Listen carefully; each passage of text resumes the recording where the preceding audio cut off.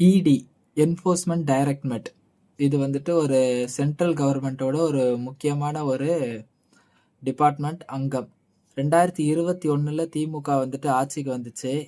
ஆட்சிக்கு வந்து 2021, 22, 23, 24 4 வருஷங்கள் நித்தி ஆயோகுக்கு போகாத கூட்டம்.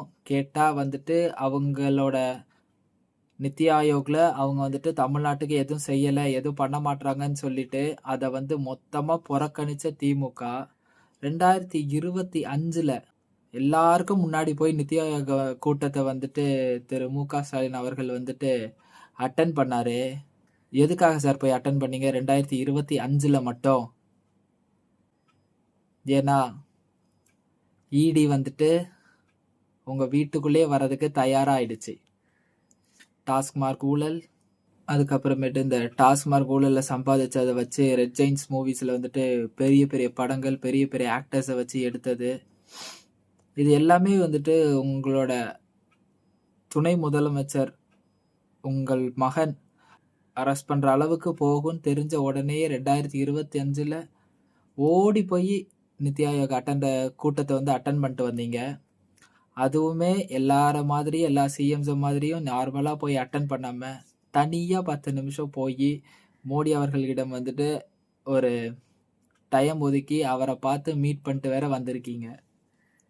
இதுலயே வந்துட்டு மக்கள் தயவு செய்து புரிச்சுக்கோங்க. இவங்களுக்கு தேவை, இவங்களுக்கு ஒரு பிரச்சனைன்னு சொன்னா எல்லாத்தையுமே உதறி தள்ளிட்டு நேரா போய் அட்டன் பண்ணுவாங்க. அவங்களுக்கு தேவையானதை செஞ்சுப்பாங்க. கேட்டா அதுக்கு பின்னாடி ஒரு கதையும் வந்துட்டு நம்ம கிட்ட அவிழ்த்து விடுவாங்க.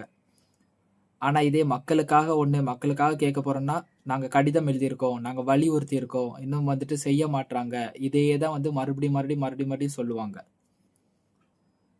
ஸோ இந்த மாதிரி வந்துட்டு மறுபடியும் நம்மளை ஏமாத்தி இந்த மாதிரி வந்துட்டு ஒரு அவங்கள வந்து காப்பாத்திக்கிறதுக்காகவே ஆட்சியில இருக்கிற மாதிரி இருக்கு. ஏன்னா நாளைக்கு ஆட்சி விட்டு கீழே இறங்கிட்டோம்னு சொன்னா அவங்க மேல கேஸோ, அவங்க மேல அவங்க செஞ்ச தப்பு, ஊழல்கள் எல்லாத்தையுமே வந்துட்டு வெளிக்கொண்டு வர மாதிரி ஆயிரும் இல்லையா?